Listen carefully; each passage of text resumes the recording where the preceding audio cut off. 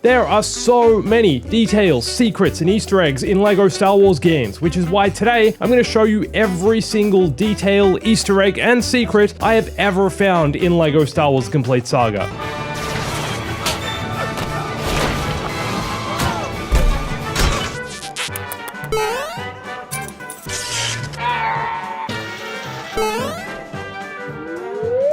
And I'm sure there are still some out there that I've missed, so if there are any that you know about that aren't in this video, please let me know in the comments. And let me know which LEGO Star Wars game you want to see details and Easter eggs in next. Hey everyone, it's Andrew. The very first Easter egg you can come across in LEGO Star Wars Complete Saga is located right here in this first room aboard the Trade Federation ship. Using the Force on these chairs does this. Of course, the Cantina Band. I remember doing this as a kid all the way back in 2007, being like, wow, that's so cool. Now, can I just take a second to ask you guys, what even is this scene? Obi-Wan and Qui-Gon are sitting at this table, drinking together, waiting for the leaders of the Trade Federation to show up so they can negotiate. Immediately, we're introduced to the politics of the prequels, but what are they drinking? As if they'd actually take a drink. What if this is poison? You know, they fill the room with gas. Why not just put it in the drink? Man, you gotta love the prequels.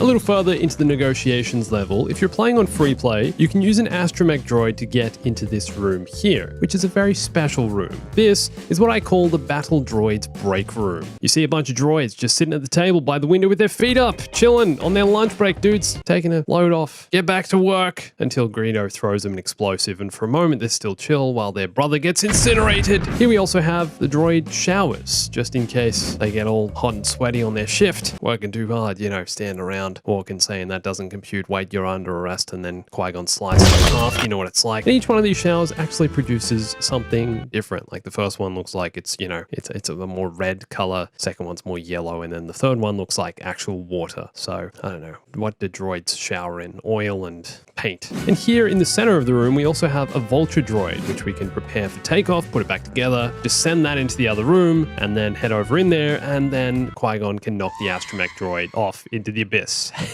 Qui-Gon is such a troll. In the Invasion of Naboo level, for some reason, Jar Jar's face appears as a fresco on this rock face. Not sure what he's doing here. Didn't realize the people of Naboo or the Gungans or anyone looked up to Jar Jar in a way that they commissioned for his face to be put on the side of a rock. Maybe he created this for himself and needed a little, you know, self-motivation. Don't worry, Jar Jar, things are gonna pick up Misa on the side of the rock now. But anyway, you end up using Jar Jar's face to form a bridge to make it across the waterfall, and then, you know, Jar Jar's hard work is all gone. Towards the end of the Invasion of Naboo level, as all the battle droids emerge from the bushes to attack you, you can build this robot thing here. When you build this, you actually unlock the final 10th mini kit of the level, which I've already done here, that's why it's not showing up. But what is this robot? Where have I seen this before? Well, to me, it looks like one of those droids we've seen in Jabba's palace. Kind of like 8D8, except much, much less creepy. Seriously, this guy gives me nightmares. Ah! Why is he so lanky?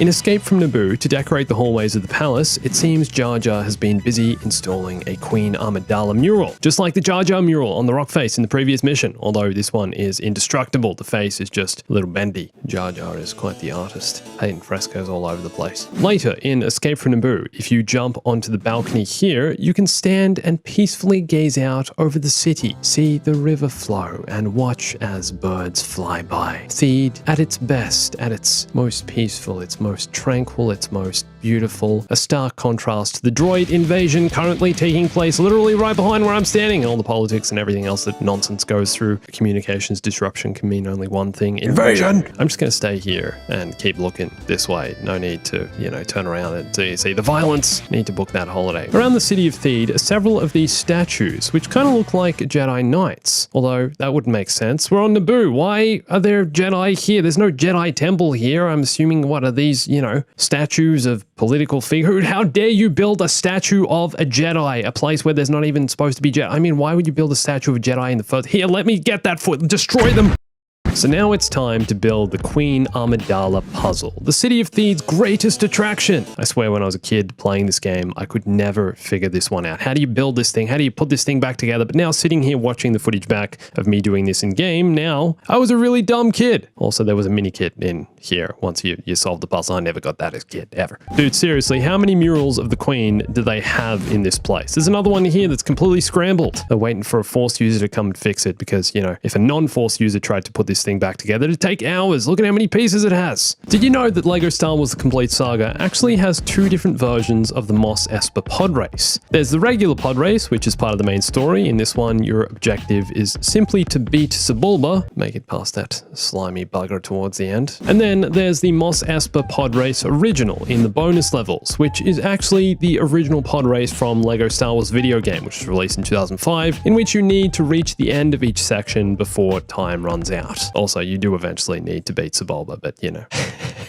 In Chapter 5 of Episode 1, called Retake Theed Palace, we have another mural of Queen Amidala, although this one is different to all the others we've seen so far. Instead of the red outfit she wears at the start of the film and throughout, which is possibly the most iconic Padme Amidala outfit, here, Padme is wearing the outfit she wears at the end of the film with the peace ball, the white one. Look, the mural even has this gold piece on her forehead for her tiara. Man, look at the reflections in this game. Walk away a bit and the frescoes reflected in the glossy floor. This is 2007, people. A little later in Retake Theed Palace, if you use the Force on both these fountains, empty out all the water, eventually they'll start squirting colorful bubbles. So you and your friends can come and have a pool party. While a couple battle droids show up to spoil the fun. Let's just take care of them, get back to the party. Okay, it's all good. We got the colorful bubbles. Qui-Gon's happy. It's good to know he got to have one last bubble party before his death. In the final mission of Episode 1 in the Complete Saga, simply titled Darth Maul, after the Sith Lord runs away like a coward and then you walk across this bridge, you enter the hangar with a Naboo N1 starfighter on each side. The fighter on the right can be elevated to collect this blue stud, but the one on the left is missing an engine. If you repair the engine and then pull both levers either side of the hangar door, wait a couple seconds, the hangar door will open, and little boy Annie will fly off into space to begin his murderous rampage throughout the galaxy at the age of 10. Starts by destroying a giant Trade Federation ship. Sure, it was probably just mostly droids on board, but hashtag droid lives matter. If you go up these elevators on the Darth Maul level, there's a console up here which can only be activated by a stormtrooper, so you'll need to be playing in free play if you want to get in here. And inside, you're met with a dark red room and endless waves of battle droids and droidicas. Oh, and if you walk on all these buttons on the floor, you'll unlock a mini kit. This room is giving me Rogue One, Vader hallway vibes. Are you guys getting that? Except just being swarmed with droids? No, just me, understood. Did you know if you use a character in free play to grapple up here in the Darth Maul level, you'll come across literally hundreds of Lego studs, guarded by a bunch of battle droids. But dude, I've been saving up for Yoda Ghost. Does Ghost Yoda still make the standard Yoda death sound, or does it sound more ghostly somehow? Here's something I think a lot of people don't know about this Darth Maul level. In the giant power generator room, you can actually jump inside the beams of energy, and instead of being incinerated, as is what should happen, LEGO minifigures are immune to giant power beams. Instead, the beam will elevate you to the upper level where you can get loaded on studs. This works on both sides with both energy beams, and if you jump in the beam from the upper level, you'll be taken even higher to collect even more studs. Ghost Yoda is becoming less of a dream and something I can actually get. The final room of the entire Phantom Menace episode is where you get to finally face off against Darth Maul. And I always found the camera angle to be really awkward and clunky here. You know, the original LEGO Star Wars has some camera issues. It's not free camera, it's fixed camera. And this one, it's like a curved room. You're making your way around the edges. But something I just discovered, in the middle, you can actually jump down the hole where Maul lost his legs. Jump down to retrieve them for him, see if I can, you know, rebuild. What if Maul's legs survived instead and Mother Talzin and everyone else had to, you know, magic up his upper half? That would have been that. Now that's a story. That's a what if story I want to see made. Hey guys, if you haven't seen it, I just relaunched my merch. If you want to get your hands on the Bombastic plush toy and t-shirt, then now the time is, Commander. Then now the time is, Commander.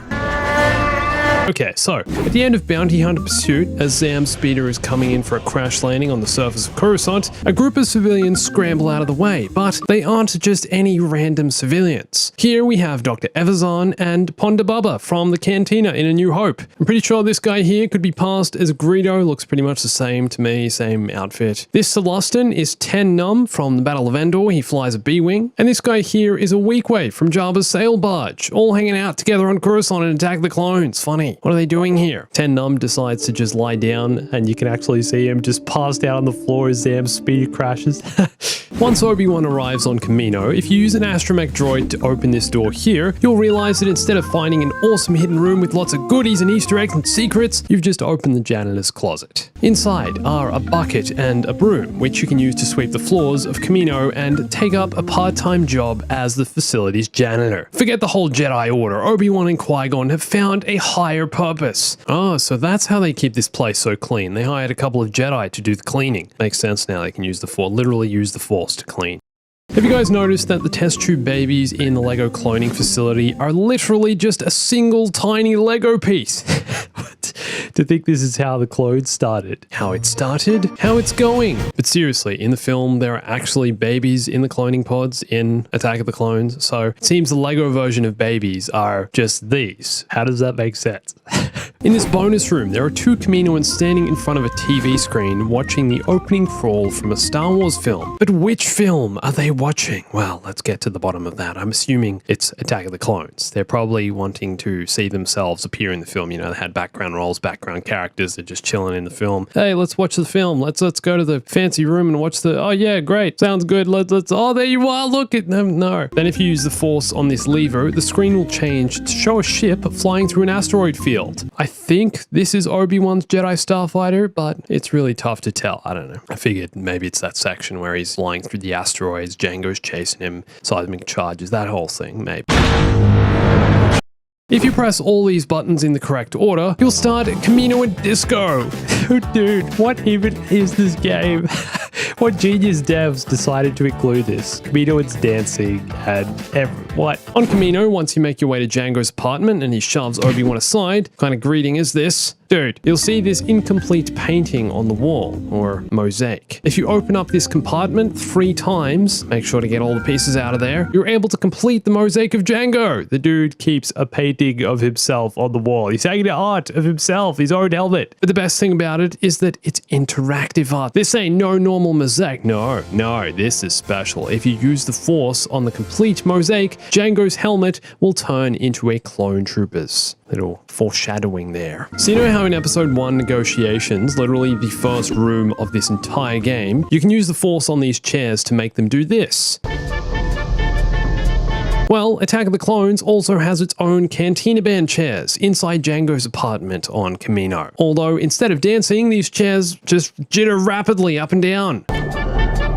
Qui-Gon's powers have doubled since the last time we met Count. Way more than negotiations.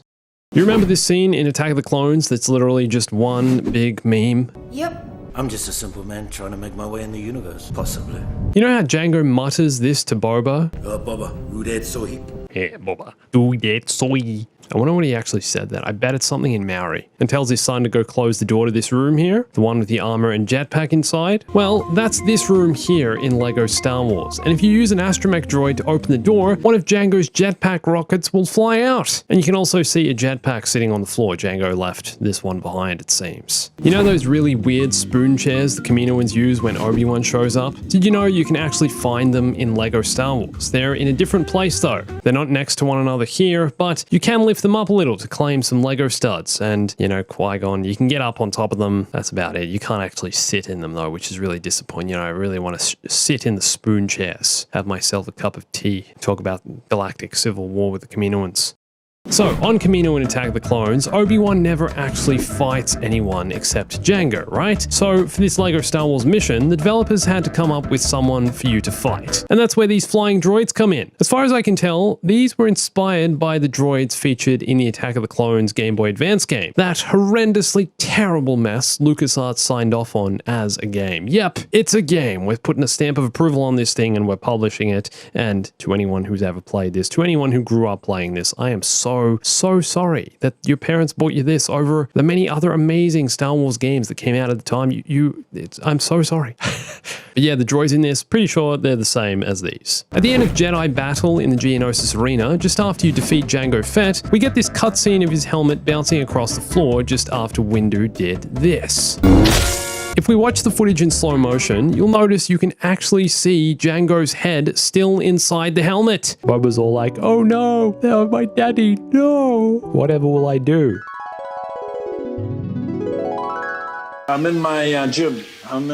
Become a ruthless bounty hunter and follow in his steps. We're starting up a new band called Boba Fett. Except don't die at the age of what? How old is he? Like 40? No reason to jump down here. Jumps down, gets killed. What did you expect, mate? Why'd you have to go after Mace? You could have just stayed up in safety with Dooku and then, flown off into Slave One and, actually been a good dad. Jango Fett is a terrible dad. Let's all be real. Brings his son to a giant war with executions and all that. What are you doing, man? But anyway, then Boba goes and collects the helmet and his dad's head just falls out. No, that doesn't actually happen. But if it did, Boba keeps the helmet, right? So he would have had to take his dad's head out. Some dark stuff going on here, man. I don't even want to think about that. Towards the start of the Count Dooku level, you can actually find Count Dooku's speeder bike that he rides on Geonosis, neatly parked over to the side of this room. Although, for some reason, the Lego version of this speeder bike is blue. Meanwhile, the version in the film looks like this. No idea why the Lego version is so different. I guess it makes sense though. Don't want to lose this thing in the Geonosis desert. You know what I mean? You park it somewhere, it's painted the same color as the desert itself. It blends in, which is good if you're traveling, you don't want to be spotted. But Lego had the better idea. I like the blue version better. Oh, and you can also destroy it to cash in on some sweet Lego studs. Yes, cha-ching. Right, in terms of Easter eggs, the first level of Revenge of the Sith doesn't really have a lot. Battle over Coruscant, I think, is the best flying mission in the game, but not a lot to offer in terms of, stuff you miss. It's just amazing space battle. In Chancellor in Peril, after you defeat Count Dooku, this Lego version of Dooku's death is really different to what's seen in the film. First up, Anakin only slices off one of Dooku's hands as opposed to two. Also, Anakin doesn't even give Palpatine the chance to say, kill him. Kill him now. Do it. Instead, he just grabs Dooku's lightsaber and swings down at Dooku, who's off screen, and he doesn't even hesitate. Now, I'm not sure what's more brutal, seeing Dooku's head literally bouncing along the floor in the film, you can see that there, oh my goodness, or Anakin straight up going in for the kill in Lego. Palpatine will be pleased either way. After you defeat Dooku in Revenge of the Sith, if you're playing in free play, you're able to use a protocol droid to open this elevator door here. And when you open it up, you'll see nothing but a brick wall.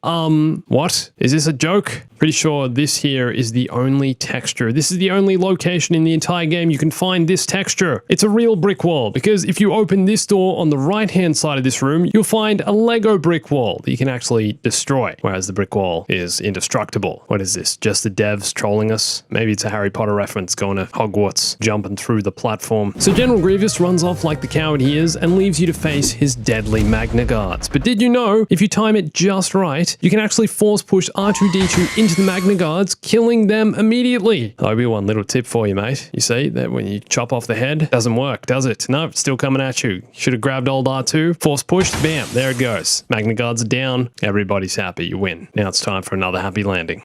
In Revenge of the Sith, as you make your way through Defense of Kashyyyk, you can come across an Easter egg referencing Luke's X-Wing on Dagobah in The Empire Strikes Back. You can use the Force to lift it out of the water, and there's actually a mini-kit up above you can get by jumping from the ARC, but I've already collected that on this playthrough, so you're not going to see it. Did you know that the first part of the Ruin of the Jedi level in Revenge of the Sith is actually based on a deleted scene from the film? Originally, instead of just the regular 501st clones that appear in the film, Obi-Wan and Yoda were going to be met with Jedi imposters once they arrived at the temple on Coruscant. Master Yoda, thank goodness you're safe.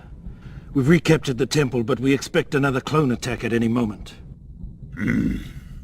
These clones, dressed in Jedi robes, originally appeared in the deleted scene, and these missions were being developed before Revenge of the Sith released. So the devs would have probably been shown early cuts of the film, and they probably hadn't decided, George hadn't made the decision whether he wanted the imposters or the real clones. Not sure why the clones thought they could fool Obi-Wan and Yoda just by putting on a Jedi robe. I mean, you still have the face and voice of a clone.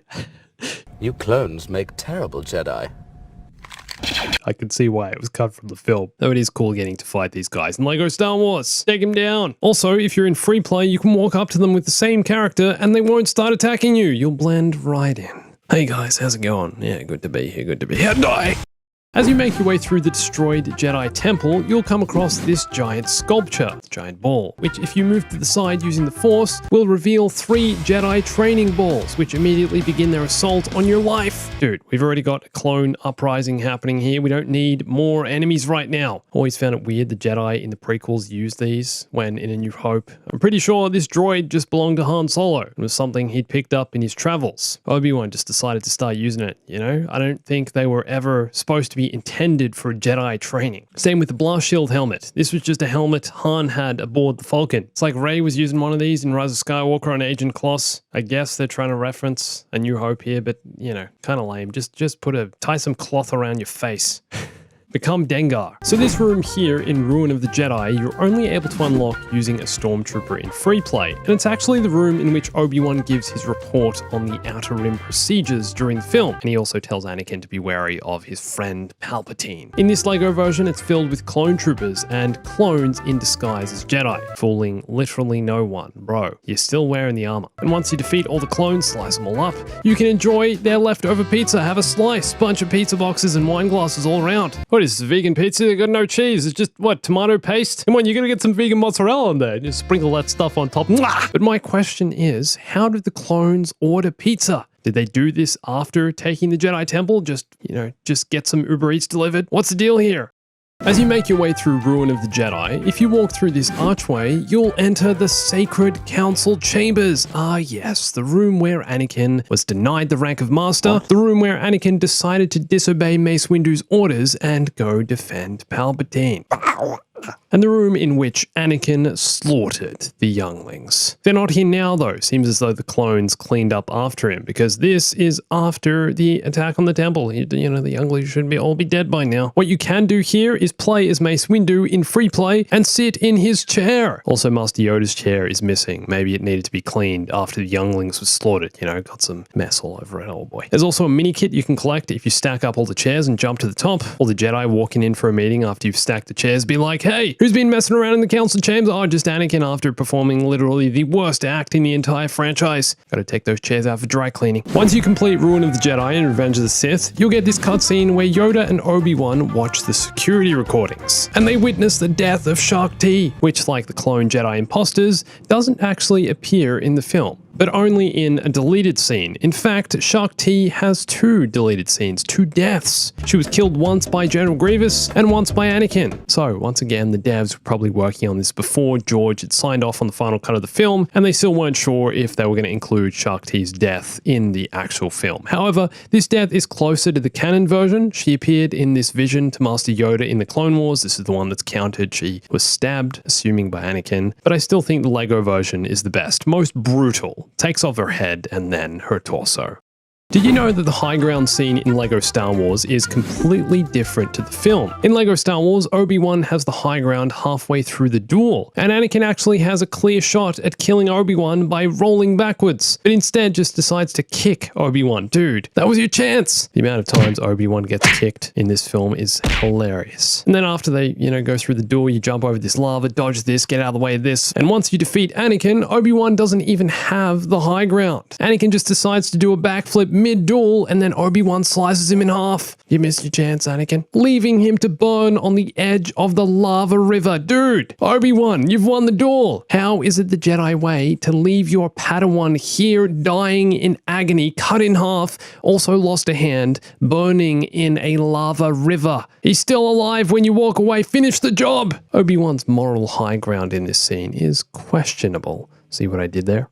Board the Tantive 4 during secret plans. If you destroy these panels here and slam downward, a secret lever will appear on the wall. Walk over and use the lever and you'll find this is a random hat dispenser. At last, all my hat supplies are here. First it gave me a red cap and then Princess Leia's hair, which I think looks quite magnificent on Qui-Gon. I mean, he's got the length to do this with his normal hair anyway, if he so chooses. Can you imagine how different a film The Phantom Menace would have been had Qui-Gon Jinn worn Princess Leia hair?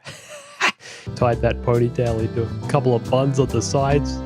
The dispenser also gave me a top hat, and I'm pretty sure this is one of the only hat dispensers in the game to spawn non-Star Wars headwear. Looking fresh and fly there, Qui-Gon. Just a bit further up the hallway aboard the Tantive 4 is a room which can only be opened by C-3PO or another protocol droid. But there's something strange about this room. Although it may appear to be a long hallway with a door at the end, it is in fact an illusion. But wait, why is this room here? Is there some deeper meaning? Are the devs just trying to troll us? Where is the Easter egg I was after? I have no idea why this kind of thing is here. But don't they know that this is the type of thing that's going to keep me awake at night? Wondering why? Man, this is some trippy Space Odyssey stuff. It's creeping me out. Alright, what do we have here? Just another escape pod. Oh, okay, guys. Sorry, I didn't mean to interrupt your private bath. Not sure I want to know what's going on in here. You know what? I think I'm just gonna, okay, yep, there we go. Have to get Vader to pull the plug on this one. Jeez. Aboard the Tantive 4 is a doorway that can only be opened if you're wearing a Stormtrooper helmet. Inside the room is a wide rectangular window. Wait, no, that's Boris the Stormtrooper! Ah, the poor guy. He had a good life, good career, family, a kid. The things he sacrificed to get here, and now Vader sent him out the airlock. Oh. But if you build these two consoles, you can actually be the one to punish these stormtroopers for their insolence. There goes Tony and Andre. They were caught in the bathtub together. Oh wait, that's an Imperial officer. Oh dude, no wonder you got sent out of the airlock. You showed up to work dressed like this. Come on, man. Anyway, I may have spent a good 10 minutes here, you know, just pulling on the levers and... So aboard the Tantive 4, if you pull on these two levers, you'll actually see Vader choking some poor rebel behind this window. But here's a little trick. Before you pull the levers to see through the window, if you use R2 to zap a stormtrooper and then push the stormtrooper towards this door, he'll automatically open it for you. Then head to the window, pull the levers, you'll see Vader choking the poor rebel, and then run back to the door you just opened, open this up with C-3PO, and unfortunately, it's too late to save our poor rebel friend. Oh, he is choked into oblivion. But he can be avenged! You can kill the Stormtrooper, the Imperial, and even Darth Vader! The things you can do in old Lego games. In the Dunlin Wastes, if you get a dark side user to open this up here, inside you can find a couple of Lego skeletons who always look so happy and animated. Look, this guy's got a new swing in his step, walking around like he's being given another chance at life. The sky is the limit. He will go anywhere, pursue anything he wants, the potential.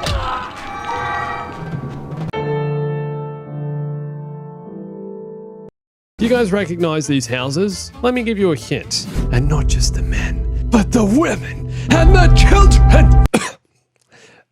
Yeah, that ruined it. Yes, these are the homes of the Sand People, Tusken Raiders. And you can actually have a walk around their little village here. Open up their doors, they have a well from which they drink. Oh, hey guys, are those your houses back there? I did some redecorating. Ah, screw it, maybe I'll move in myself. You guys got kids? You know what, I've never actually seen a Tusken Raider child.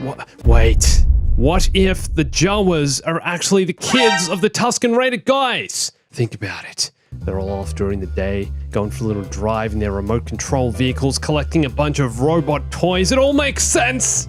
So Anakin actually just killed a bunch of Jawas, is what I'm trying to say there. So inside the Soundcrawler in the Junlin Wastes, there's a door which can only be opened by a protocol droid. And inside is kind of like a Jawa's living room. There's a TV, a few chairs, a table. This, I think, could even be an air conditioner on the right. And of course, a couple of gonk droids. And if you use the Force and put the antenna back on the TV, you guys know what an antenna is, you kids, huh? Kids nowadays. Sorry, guys. Oh my gosh, the TV actually works. So what do the Jawas watch on Tatooine? Well, there's a Gran presenting the news, talking about how the Empire in town and just, you know, ruining everyone's lives. If we change the channel, Han Solo makes an appearance in front of the Falcon. Solo spin-off series, anyone? Next channel, there's a Jawa advertising a new brand of cereal. Man, I love this stuff. Cereal. Literally eat it every day with oat milk, every day for breakfast. Don't feel right without it. Can't do it. Can't do a single day without the cereal. Chop up some fruit, have some, you know, coconut yogurt in there with it. Oh my gosh. And on the next channel, there's a beautiful suburban home, which is actually the Lego house you can visit in the Complete Saga bonus level. Late into the Junlin Waste level, if you stop off on this island here, you can use the Force to build a small ship, which might actually look familiar. This is a T-16 Skyhopper, the same ship Luke owned on Tatooine, and also had a toy model of while giving C-3PO a bath. You know, showing it off to his new droids. And one thing I just learned, I'm pretty sure that behind C-3PO to the right, through here, is actually Luke's T-16. It's the real ship. That's the base of the ship, right? The wing looks pretty similar. Oh my gosh, are these old Ben Kenobi's clotheslines? Hanging up his washing? What's he hanging out his socks?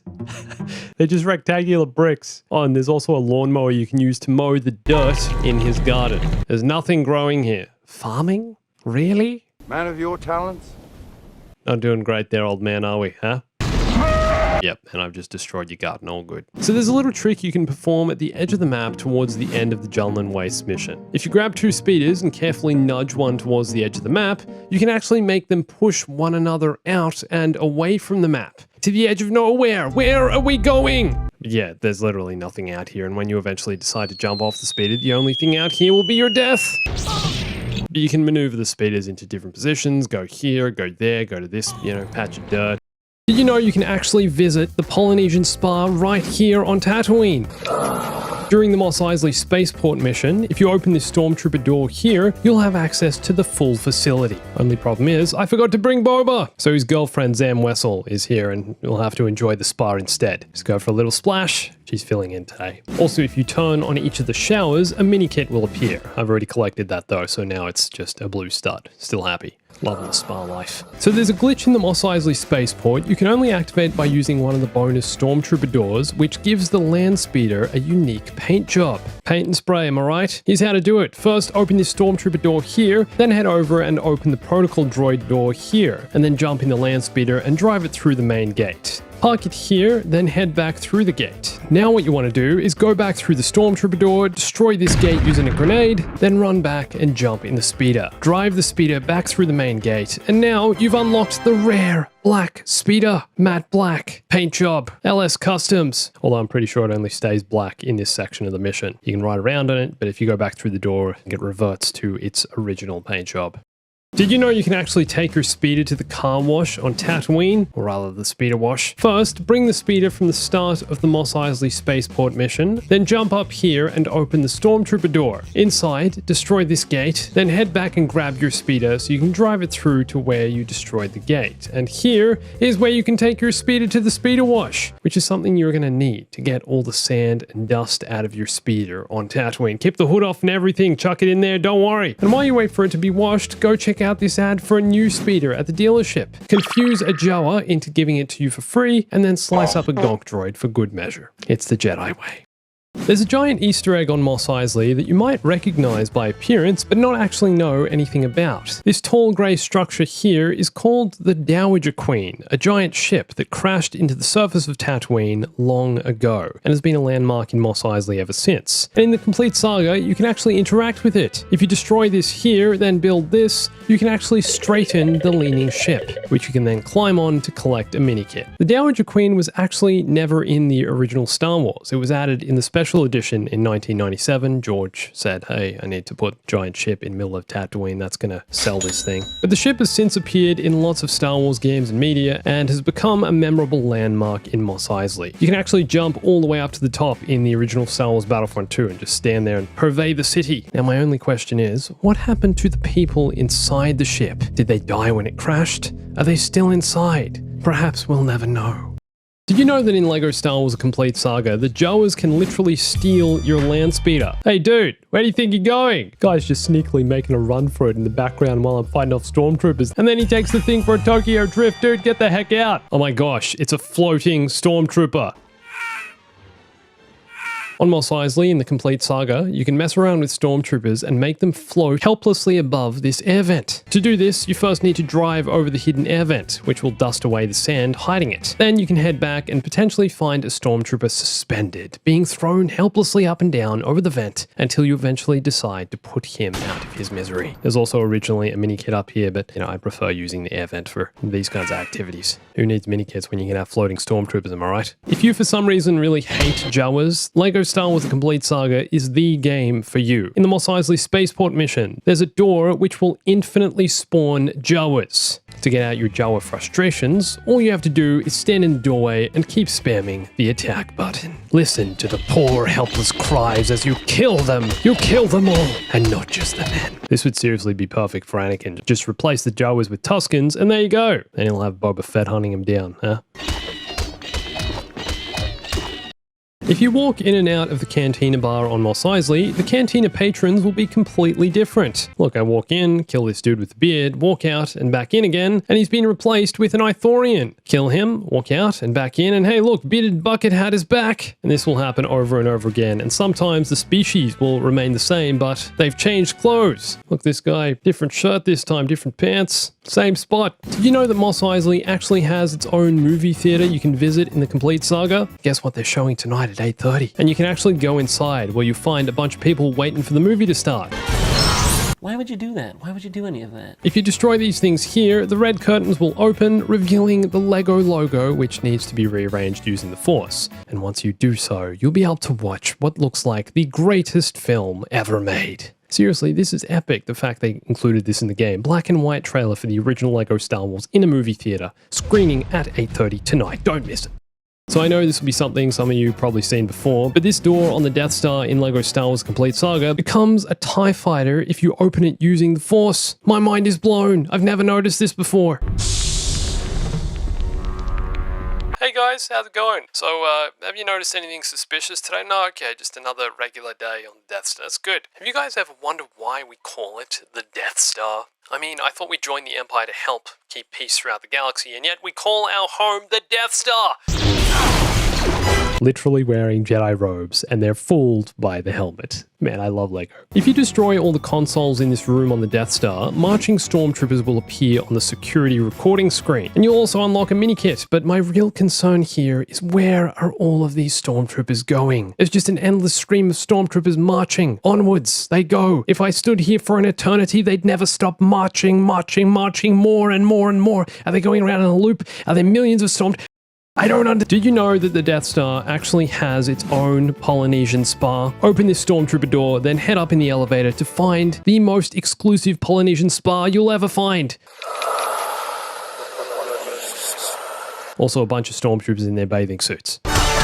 You can also turn the room into a sauna by destroying the air fans either side of the room. The whole place will steam up and you've got yourself the ultimate Polynesian spa experience.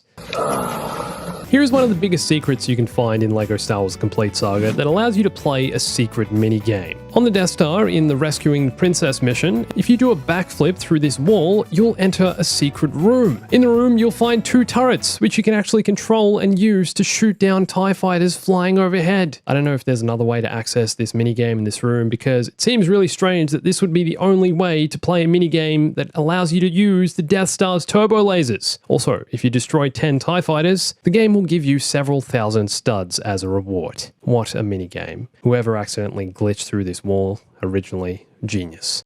Don't you just love that blaster bolts bounce off the walls of the trash compactor in the Complete Saga? It's small details like this that make these games feel so authentic. It's real. Look at these stupid stormtroopers trying to reenact that scene from A New Hope. For luck. And then they just swing in and die.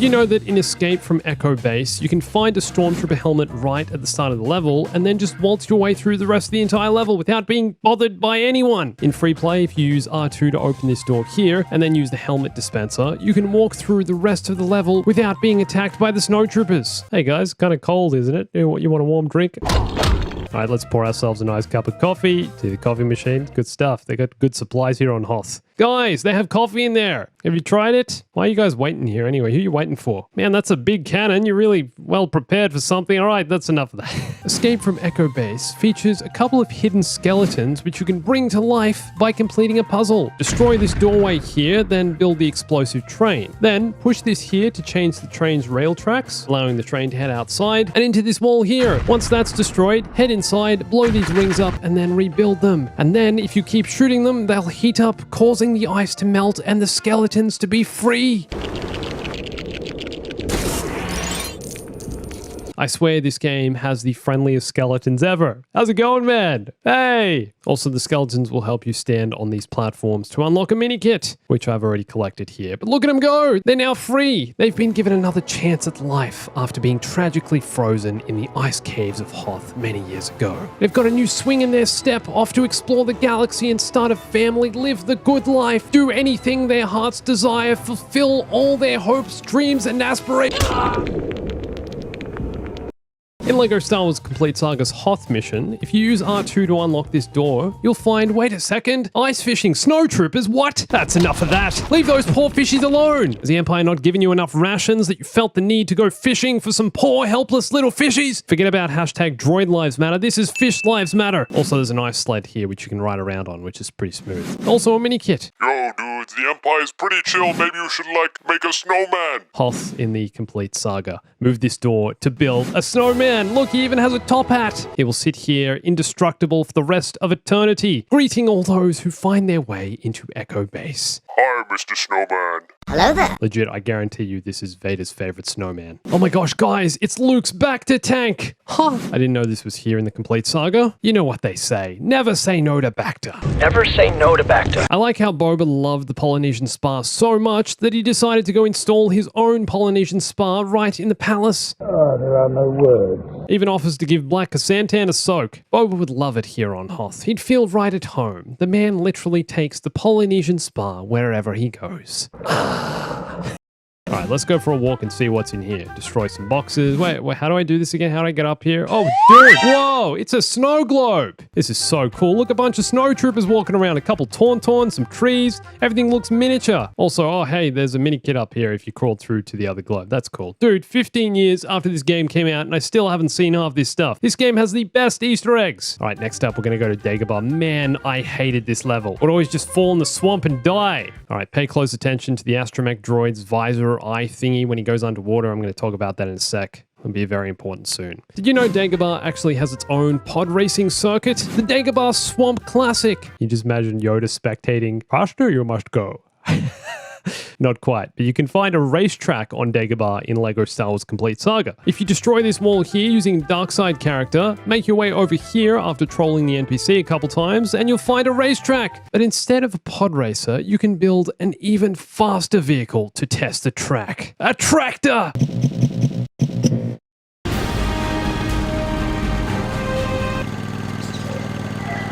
What an absolute speed demon. Oh, and if you ride all the way around the track, you'll unlock a mini kit, which I've already collected, so you won't see that here. So this snake is legit the creepiest thing I've ever had to deal with in a LEGO game. Oh, dude, it bit me! Ah! It's following me through the swamp! Help! Alright, I'm gonna try hide around the corner. Oh. Ah! This thing is possessed! Ah! Surely I won't be able to come down the ramp. It's coming down the ramp. It's following me. Oh, I'm safe. I'm safe. Thank you, Blue Box. All right. Oh, man. All right, now let's get the heck out of here. Did you know that inside Yoda's little hut on Dagobah, he actually has himself a flat screen TV? Check this thing out. Is that LED, LCD, or plasma? Yoda, man. How did he even fit this thing through the door? Does Amazon even deliver to Dagobah? Also, I think he's watching one of the LEGO Star Wars trailers. Anyway, as Darth Vader, I need to destroy everything Yoda owns. How cruel is this? You can literally destroy everything in Yoda's house. And then even dismantle some of the house's exterior to build a ramp. Ugh, Yoda will be dead soon anyway. He's not going to need any of this. So you know how in Dagobah, R2-D2 falls in the swamp and then looks around using his extendable eye thingy? Well, you can do the same thing in LEGO Star Wars: A Complete Saga. When R2 goes in the swamp, he uses this eye. Pops up. But then, if we destroy this wall here, walk into this little cave, and switch to an astromech droid, we can see the extendable eye appear on top of his head.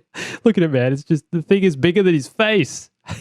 So you can unlock Indiana Jones as a playable character in LEGO Star Wars: A Complete Saga. But did you know the game also features an Easter egg puzzle referencing Indiana Jones and the Last Crusade? This section here on Dagobah is reference to the 3 paths in the Temple of the Sun. This is the word of God in which Indy had to traverse this falling pathway. Same thing in LEGO. Step on the wrong platform and fall to your death. Even NPC Qui-Gon can screw you over. Come on, man. Qui-Gon, no!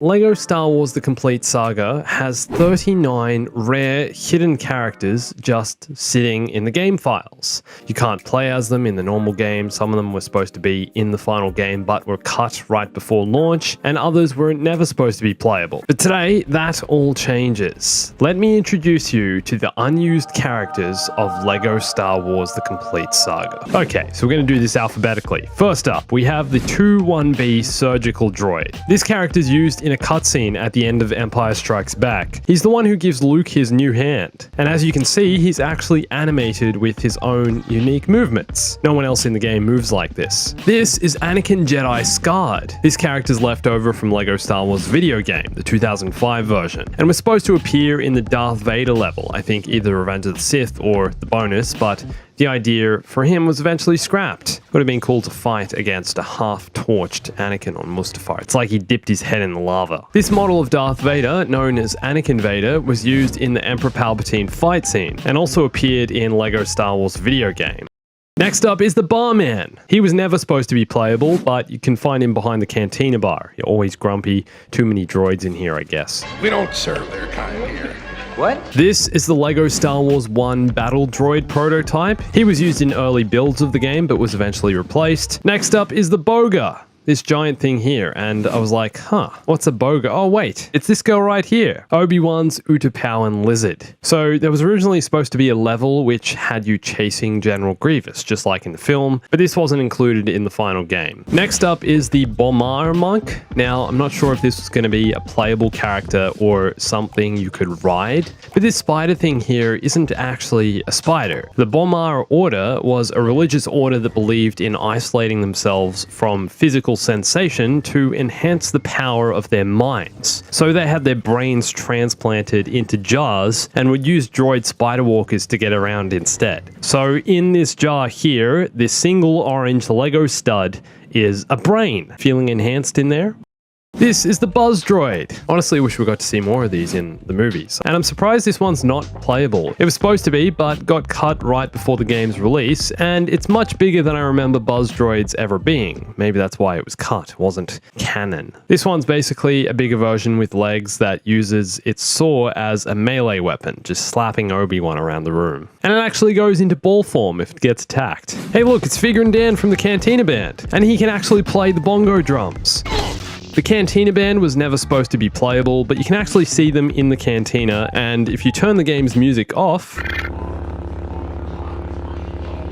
Now, you know the character I've always wanted to play as in LEGO Star Wars? Curtains! Forget about Anakin and Obi-Wan and Vader and all of the other classics, I want to play as curtains! These are the curtains used in the Jabba's Palace intro scene, and I have no idea why they're here and why they're counted as a playable character, or why I can do this, but I can!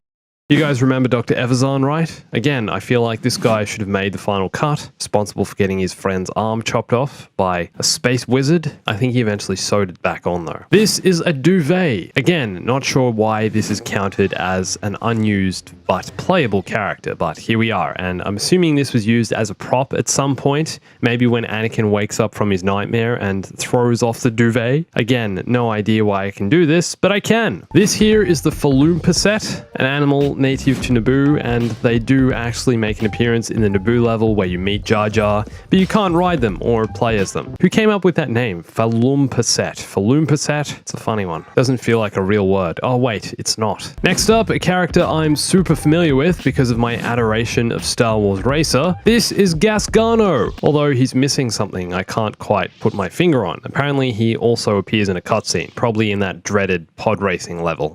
Do you guys remember that general aboard the AT-AT that destroyed the Rebel shield generator on Hoth? That's this guy, General Veers, and he also appears in a cutscene, in this cutscene. This is my favorite vehicle in Battlefront 2004, a Cardu. Although technically I guess you wouldn't call this space camel a vehicle, but this guy also appears in the Naboo mission and has decided to cause havoc aboard the Separatist space station to get revenge for what the droids did to the Naboo. You actually see quite a few of these on that Naboo mission. This is one of the Kamino's security droids you'll have to get past on Kamino. They occupy the hallways similar to the Rebel prison in The Mandalorian, I guess. How you doing, you Hey look, it's Lando, but wearing his General Calrissian outfit. You can't actually play as this version of Lando, you only see him wearing this in a cutscene. Pretty fly, I like the blue pants and cape. The same goes for the Lando waistcoat appearance. These are Han's clothes. You know how at the end of Empire, Lando is wearing Han's clothes for some reason? It's really weird. Why are you wearing Han's clothes? And if you think that's weird, this next one is an early concept from Mace Windu, although using Obi-Wan's face as the base. And for some reason there's a lightsaber inside him, but seriously, what's the deal with this face? Isn't this the face Obi-Wan makes when he sees Maul kill Qui-Gon? What joke are you devs getting up to? Oh hey look, it's Luke Skywalker's ceremony outfit. Before Battlefront 2, LEGO Star Wars had it. Here's Luke wearing pajamas. This is from when he gets his new hand. Give thanks to 21B. I don't know how the modder Linterni got this one into the game, but here it is. You're looking at the magnet from the Cloud City escape level. No matter where you go, it's attached to the ceiling and, once again, counts as a playable character. Oh yeah, it's my boy Morhonic, straight from the Mos Espa pod racing scene. 3 eyes means triple the advantage. This is the LEGO Medic, the type of medic to draw his pistol and throw bombs in your direction. Guys, how is Nyan Nub not a playable character in LEGO Star Wars? If Battlefront 2015 got just one thing right, it was this guy. This is Padme as a pilot, a character left over from LEGO Star Wars 1. It's not really clear why she's here or what purpose she had, but she was originally going to be playable and has some custom animations, like drawing her blaster while spinning. Now that's a good trick. Ponda Bubba is Dr. Evazan's right-hand man, or should I say no right-hand man, or creature, or whatever this thing is, Aqualish. There, I looked it up. He's the guy that ends up losing his arm in the cantina to one of the galaxy's finest peacekeepers. Rebel Scum is a fan favorite character from LEGO Star Wars 1 that wasn't included in the complete saga. Now when I first saw this guy, I was like, huh, it's George Lucas. But it's not. This character's in-game name is Sansweet, meaning it's most likely Steve Sansweet, the owner of Rancho Obi-Wan, the world's largest Star Wars museum. But why is he in the game? What's he doing here? Oh hey look, it's Yoda's chair, the saucer thing he sits on in the prequels. Goes from jumping off walls against Dooku to needing the future version of a mobility scooter. I wonder, did he go to the shops and like buy this thing as well? Like, did he just show up one day and be like, yeah, I need a hover pod for myself. I'm getting old. How is Sebulba not a playable character in LEGO Star Wars? Like, what? This is the snake from the Dagobah level. Is this the one that comes out of the swamp? The Spaceman is actually the logo Linterni Gamer uses for his channel.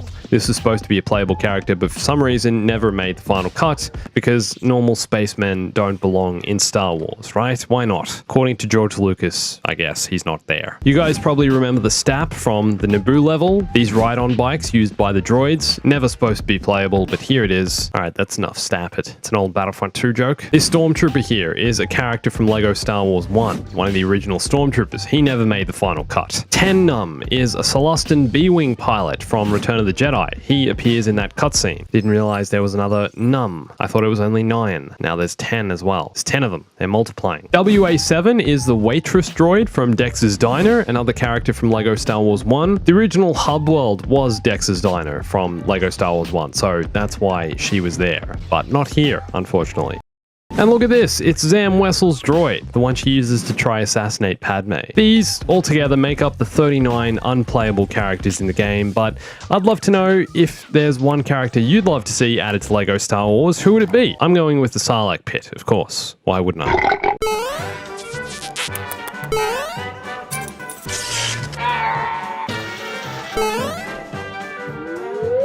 In the opening cutscene of Episode 6, Vader's shuttle is arriving at the second Death Star, which of course is still under construction. And you can see that here, there's a Lego piece hanging by a rope, swinging in the breeze, which is in space, which doesn't make sense, as Vader lands his shuttle aboard the Death Star. Also, Vader seems to be just as asthmatic as General Grievous in this, as he coughs his way off the shuttle while choking on the smoke. Talk about a dramatic entrance. Vader's also displeased that the workers who are building the second Death Star are slacking off. This guy's drinking coffee, this guy's spinning in his chair, and these other two are just standing around. What's interesting about these guys though is that they're dressed in grey builders outfits while wearing hard hats, which I don't think we see in any other part of LEGO Star Wars, and you can't actually purchase these guys as minifigures. As far as I'm aware, please let me know if I'm wrong. Also, this poor Imperial officer starts crying and needs to be comforted because Vader's not happy with the quality of the work. Hey man, at least he didn't choke you to death. After entering Jabba's palace in the complete saga, if you build this radio here, the Gamorrean guards who are charging towards you with their battle axes will instead stop and start pretending their axes are guitars, as they play along to the Imperial March theme. And even if you attack them, they will continue to play their axe guitars. And this of course makes them much easier to defeat. And yes, you can ride around on those creepy spider brain things inside Jabba's palace. I'm honestly just glad they never attack you. I may live in Australia, I don't want spiders near me. Did you know that this is the first appearance of Leia's Bouche helmet in LEGO Star Wars? It wasn't until the 2012 Jabba's Palace set where the Bouche helmet was actually included with a physical minifigure. And I think this is why we don't see Princess Leia wearing it in any of the cutscenes. Instead, she goes helmetless. Also, seriously guys, can you please get a room? Has anyone else ever noticed that Han is always the one making the advances on Leia in the movies, but when it comes to LEGO Star Wars, Leia is the one instigating these kisses? She loves Han more than she'll admit. There's a gonk droid inside Jabba's palace. I love that the Han Solo frozen in carbonite on the wall here is an actual LEGO minifigure released in the year 2000. Gotta get me one of these. Did you know that in the Rancor fight in the complete saga, if you keep opening and closing this flap, more and more Gamorrean guards will be released, which the Rancor will happily grab and eat. And if you're careful and try not to die during this section, the Rancor will grab the Gamorreans instead of you and continue to eat them one after one. This LEGO Star Wars cutscene is kind of strange. After Princess Leia frees Han Solo from carbonite and Jabba the Hutt reveals himself, we can hear Salacious B. Crumb laughing. And yet, Salacious B. Crumb is nowhere to be seen. Where is the creepy little Quakian monkey lizard? You can hear him in this entire cutscene, laughing multiple times. And yet, I don't think a minifigure of him existed when the game was made, therefore we can only hear his laughing. The LEGO Star Wars timeline is a little bit different to those of the films. You can see in this cutscene, Leia is not wearing the Slave Leia outfit just yet, even though Luke has already defeated the Rancor. This is of course different to the film where Leia had already been captured previously and was already wearing the Slave Leia outfit when Luke showed up. Also, there are way more Gamorrean guards here than I think we ever see in the film, and following the defeat of the Rancor, Leia is then forced to put on the slave outfit. Also, Jabba, I think you're choking her a little too much. She's clearly not happy about it. Once again, how is LEGO Star Wars for kids sometimes? Jabba the Hutt is super creepy with Leia in LEGO Star Wars, as is Bib Fortuna. That's the detail, there's nothing more. He's just a creep. Fat, slug-like, sloppy creep. Let's be real, Jabba always got what he deserved. This might be the coolest disco in all of LEGO Star Wars. If you build these speakers aboard Jabba's sail barge, and then activate these floor pads in the correct order, you'll turn this room in Jabba's sail barge into a disco nightclub. Gamorrean guards will then enter, and if you don't attack them, they will start playing their axes as guitars, as some rock music starts playing. You can then sneak on by without even having to touch them. Who knew Gamorreans were so into heavy metal? These two scout troopers here with speeder bikes are just like the scout troopers in Return of the Jedi, except instead of one initially escaping on their speeder bike, you can take care of them both right here and now, and then steal their speeders, and race off into the Endor forest.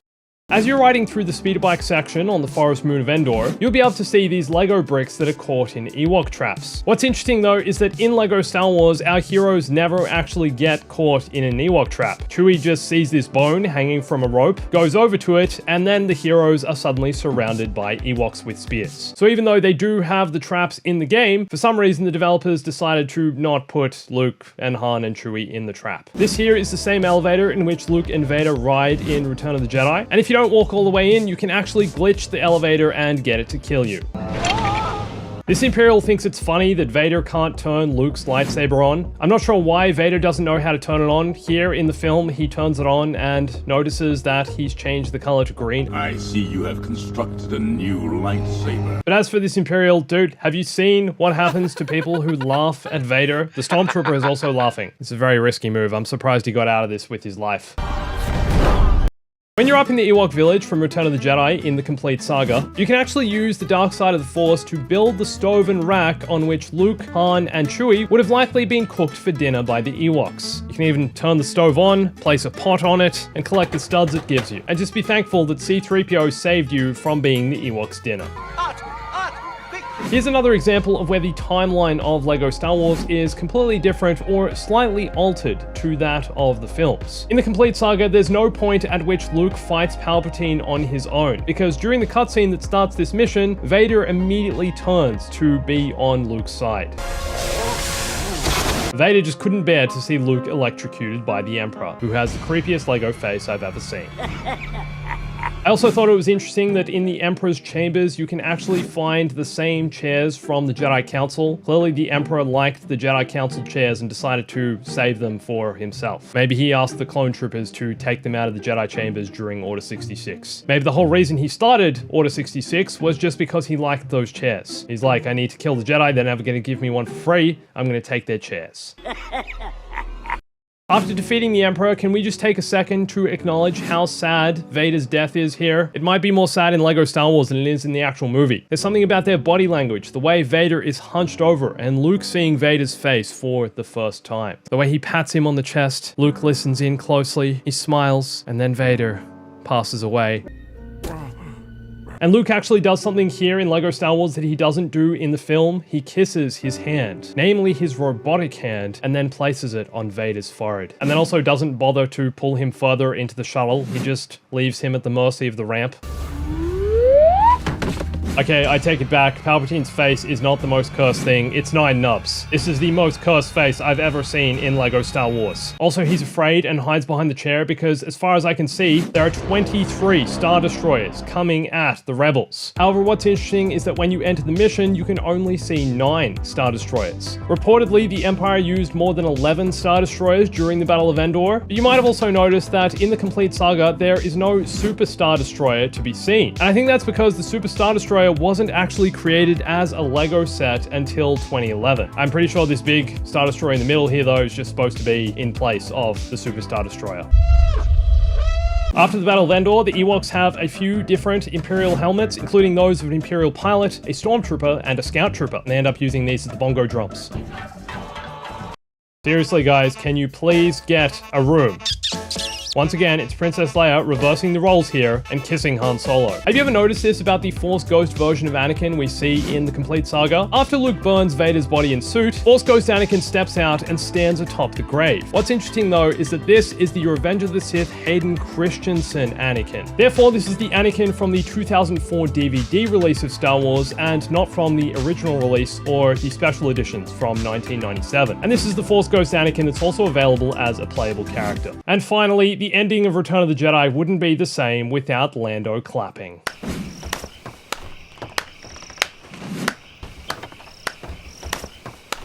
If there are any more details or Easter eggs you know of in LEGO Star Wars, please let me know in the comments. Also, huge thanks to Lintoni Gamer for helping me with all this footage, helping me find a bunch of these details. Go check out his channel linked below. And you can come follow me on Instagram, Twitter, join my Discord and TikTok. Watch this video here for more LEGO Star Wars, and thanks for watching this. My name's Andrew. I'll catch you soon.